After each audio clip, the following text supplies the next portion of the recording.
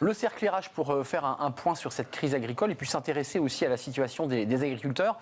Des manifestations, vous l'avez vu, des déplacements du Premier ministre, qui était d'ailleurs son premier déplacement, et puis le salon de l'agriculture qui s'est, on peut le dire, pas très bien passé, en tout cas sur cette première journée, lors de la visite du président de la République. Et on en parle parce qu'il y a un enjeu d'attractivité aussi de ces métiers et de transmission de l'activité, parce que évidemment c'est très compliqué et on fait le point avec mes invités. Thierry Lebecq, merci d'avoir pris le temps, parce que vous êtes évidemment sur le salon de l'agriculture en première ligne, vice-président de la coordination rurale, éleveur bio dans les Ardennes. On parlera aussi du bio et de la situation des éleveurs bio et la filière bio. Et puis vous avez été, vous en tout cas, votre coordination, les bonnets jaunes, en première ligne. On dit même que vous avez presque pris le lead dans la bataille syndicale devant la FNSEA, et on en parlera avec vous. Et puis Dominique Boucherel, merci d'être là. Vous êtes secrétaire général de l'ANEFA. C'est quoi l'ANEFA, l'acronyme ? C'est l'Association nationale de l'emploi et de la formation agricole. C'est-à-dire le sujet Smart Job, c'est-à-dire les métiers du monde agricole, la manière dont on va emmener des ouvriers agricoles ou même des agriculteurs. Oui, la première de nos compétences, c'est l'attractivité des métiers, mais c'est aussi la mise en relation entre employeurs et salariés sur l'offre et la demande de l'emploi en agriculture actuellement.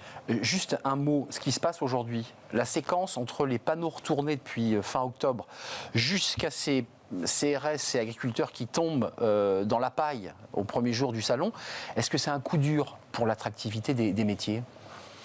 Je dirais que pour nous, du moins au niveau de l'emploi et des salariés agricoles, le problème de fond, il est existant depuis un certain temps. Il ne date pas d'octobre. Il a été mis, disons, en avant lors de la crise Covid, où justement là on a parlé du salarié agricole, parce que les salariés agricoles, c'est quand même 1 million de salariés, 1 million d'actifs sur une année entière quand on inclut les saisonniers. Il y a plus de 250 000 salariés agricoles, donc quand on parle de 350 000 agriculteurs, s'il n'y avait pas les 1 million de salariés, il n'y aurait pas beaucoup de production en France. Et Dominique, qui viennent de pays étrangers, il faut le préciser. Pas forcément. Encore aujourd'hui, majoritairement, c'est quand même des salariés français. Il est vrai que pour pallier au manque de main-d'œuvre, on peut faire appel à de la main-d'œuvre étrangère. Mais parce que, comme je vous le disais, c'est qu'aujourd'hui, on parle du moins de fruits et légumes, principalement, au détriment de la viande. Mais la production de fruits et légumes se fait à travers les saisonniers. La récolte des saisonniers, les radis, la pomme, les tomates, c'est les saisonniers majoritairement. Sur Thierry, parce que vous êtes agriculteur, les pieds sur le terrain, en fait, du bio dans les Ardennes. Aujourd'hui, vous avez une exploitation. Comment vous regardez l'agriculture de demain ? Parce qu'on est un peu perdu quand on est des urbains. Après tout, on fait nos courses, on récupère ses produits, on les paye un peu cher. Dans quel état d'esprit vous êtes ? Est-ce que vous êtes mobilisé ou est-ce que vous êtes démoralisé ? Si je suis là, c'est que je ne suis pas démoralisé. Parce que si j'étais démoralisé, je serais dans ma ferme et puis, on ne m'entendrait pas. Aujourd'hui, je me bats. Vous savez, vu l'âge que j'ai, aujourd'hui, je ne me bats plus pour moi. Je me bats pour ceux qui viendront après moi. Pour vos enfants qui reprennent ? Nous, on est une exploitation laitière. On est à trois patrons. Mon épouse, une fille et puis moi. Et on a 2 salariés. Donc, le salariat, on le connaît. On est robotisé. On a une femme qui est robotisée. Donc, pour faire... disons qu'au démarrage, on s'est robotisé pour... surtout pour éviter les maux de dos, d'épaule et tout. Mais quoi, pour des gains de productivité, puisque... En plus de ça, on gagne en productivité. Évidemment. Et votre lait, vous le vendez quoi ? À une coopérative ou vous réussissez à diversifier ? Parce qu'il y a un enjeu sur le prix. C'est le pouvoir d'achat qui aujourd'hui impacte le monde agricole. On produit en bio et on ne vend plus en bio. On vend en conventionnel. C'est ce qu'on lit de plus en plus. On vend en conventionnel. Donc vous vendez au prix du conventionnel ? On nous paye au prix du conventionnel et on fait du bio. On fait du bio et on est mieux payé en conventionnel aujourd'hui qu'en bio. Ce qui est le paradoxe. Il y a quelques années, le bio était un marché... Oui, c'est le paradoxe, mais enfin, si on avait continué, si on s'était entêté à fournir le bio, à mon avis, on ne serait plus là, quoi. Thierry, excusez-moi, c'est un chiffre qui ressort souvent. On a eu une étude qui est venue d'un économiste qui nous donnait les salaires moyens, les niveaux moyens de revenus. Aujourd'hui, vous dégagez combien par mois ? On paye déjà on paye nos salariés. Les salariés, et puis les fournisseurs. Et puis on est trois patrons, donc on se dégage autour de 1200 € par mois, quoi. Chacun, plus la paye des salariés. Plus la paye des salariés, plus ensuite Mais la paye des salariés est supérieure à la note. Donc vos salariés sont mieux rémunérés que ce que vous dégagez, vous, en... Oui.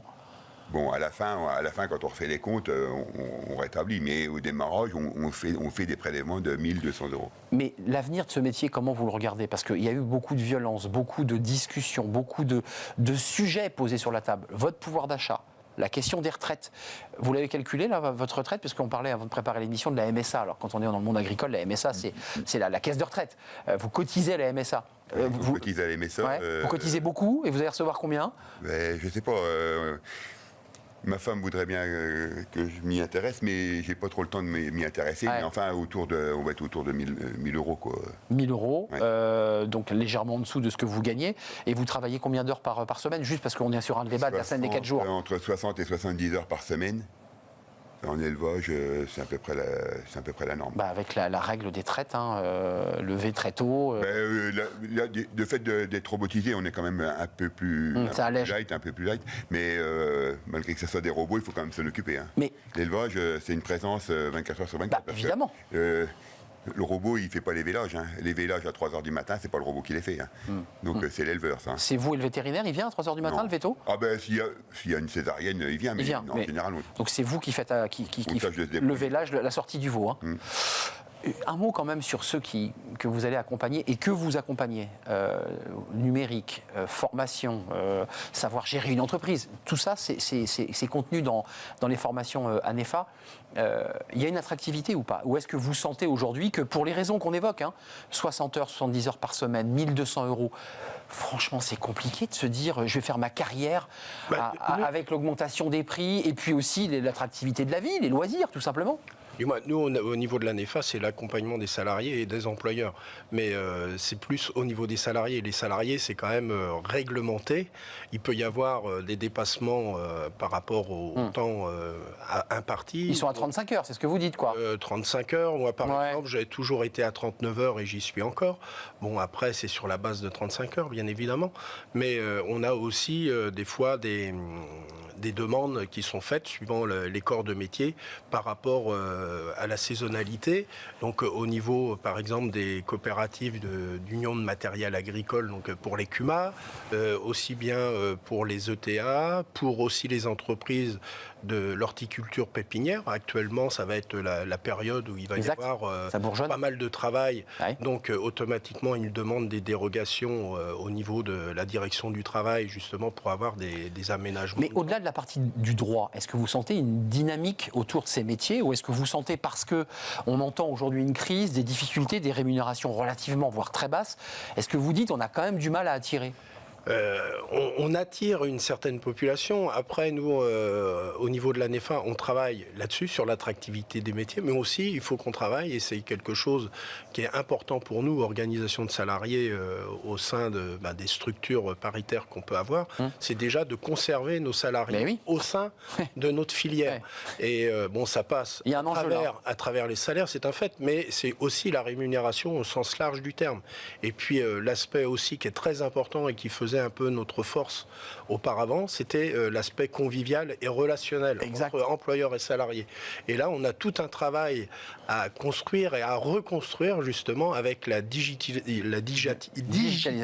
Et puis la modernisation des fermes aussi, il faut voir. Et la numérisation, maintenant on a de l'électronique embarquée sur les tracteurs. Les machines. Comme disait monsieur, on a des robots, et donc ça demande des compétences particulières. Qu'est-ce que vous auriez envie de dire là sur ce plateau, vous qui êtes vraiment les pieds sur le terrain au président de la République aujourd'hui? Parce que est-ce que les choses, depuis le renversement des panneaux jusqu'à aujourd'hui, est-ce que des choses dans votre quotidien ont changé? Dans votre quotidien d'agriculteur? Oui, on s'est rendu compte qu'on était aimé par la population. Ça, c'est vrai. C'est un point énorme. Les Français sont avec nous. Maintenant, ils sont avec nous avec le cœur. Mais quand il s'agit de faire les commissions, à mon avis, il y a un cactus dans le fond du porte-monnaie. Ou alors les salariés ont des difficultés eux aussi. Attention, tout le monde n'a pas les moyens non plus de manger presque à sa fin, hein, il faut voir. Hein.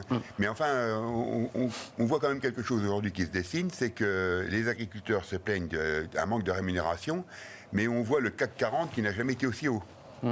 Donc, il y a un problème, quoi. Il y a une mauvaise répartition quand même de l'argent en France. Hein. Et il y a des gens qui travaillent dans les salariés, il y a des patrons aussi, des petits patrons comme nous, qui travaillons beaucoup. Et il y a un manque de rémunération. Et s'il y avait une bonne rémunération, à mon avis, derrière, il y aurait un écoulement entre parenthèses du bio et puis des autres bons produits. Parce qu'en France, on produit que du bon. Hein.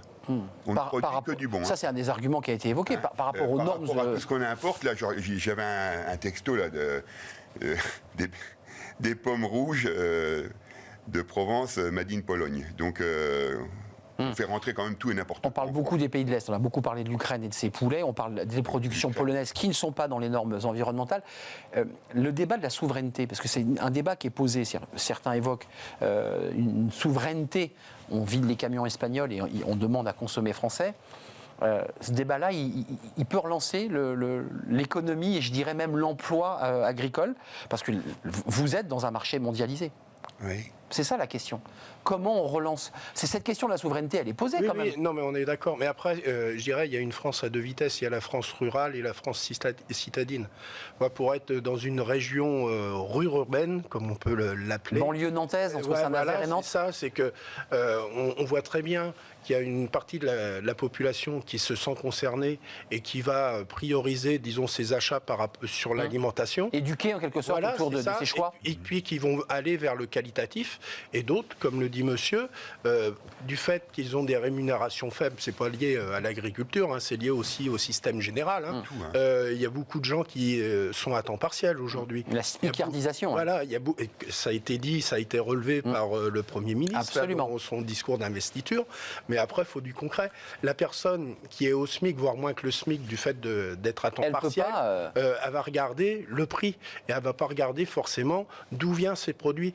Je vois, nous, qui sommes proches du milieu rural, je vais prendre les cas personnels ou dans mon environnement proche, on ne va pas aller faire ses achats vers la grande surface. On va aller autour de chez nous. Et bien souvent, c'est moins cher. Bien sûr. Et en plus, si on a des soucis ou autres, tout de suite, on a un retour et puis on va pouvoir travailler sur le qualitatif. Thierry Debègue, tout le monde s'y retrouve. Avant de nous quitter, ce métier, vous n'en auriez fait aucun autre que celui-ci ? Ou il y a des moments, quand vous êtes à 5h ou 6h du matin en train de vérifier la machine qui est tombée en panne, vous vous dites j'aurais bien fait autre chose. J'ai jamais dénigré. Jamais je n'ai dénigré. Il y a une passion pour votre métier. J'ai quand même réussi à passer la passion à 3 filles. Donc, dont une qui est patronne, qui est associée avec vous. Oui, et à ma femme, en plus. Ma femme, elle travaillait dans l'industrie du vêtement. Ouais, comme beaucoup d'épouses d'agriculteurs qui quittent leur métier pour venir dans la ferme. Aujourd'hui, je crois qu'elle n'aurait pas fait un autre métier. Mais juste, c'est un métier ou c'est une passion et qu'on arrive à la transmettre, c'est quand même une belle chose. Hein. Mais sincèrement, aujourd'hui, il y a quand même un manque de rémunération parce qu'on fait 60 à 70 heures de boulot hebdomadaire. On voudrait bien que nos jeunes en fassent un peu moins et soient un peu mieux rémunérés. Quoi. Mais métier ou passion ? Parce que la façon, c'est une passion. C'est une passion. Oui, c'est une passion. Et c'est pour ça que les gens en abusent. C'est pour ça que nos dirigeants en abusent. Parce qu'on est passionnés. Et passionné. Mais le jour qu'il n'y aura plus de passion, ça n'ira plus. On l'a vu il y a quelques semaines. Pour conclure, j'imagine que vous avez été inquiet de voir ces images quand même. Oui. Mais après, rien que pour reprendre un des slogans qui avait été mis en avant par le ministère du Travail et de l'Agriculture, on est dans le monde du vivant. On travaille avec le vivant. Et c'est ça qui est en fait... moi, j'ai 59 ans. J'ai fait 40 ans en agriculture, en travaillant en Suisse, au Canada et aujourd'hui en France. Vous avez bourlingué, c'est vrai. Parce qu'on aime ça, on est passionné. Et quand on travaille avec le vivant, automatiquement, c'est quelque chose où on a une récompense derrière. Respecter le vivant et respecter les agriculteurs. En tout cas, leur niveau de rémunération, puis ayant aussi, pour ceux qui le peuvent, l'envie d'aller acheter des produits pas loin de chez soi, même s'ils sont quelques centimes plus chers. Parce que locaux et locaux. Voilà.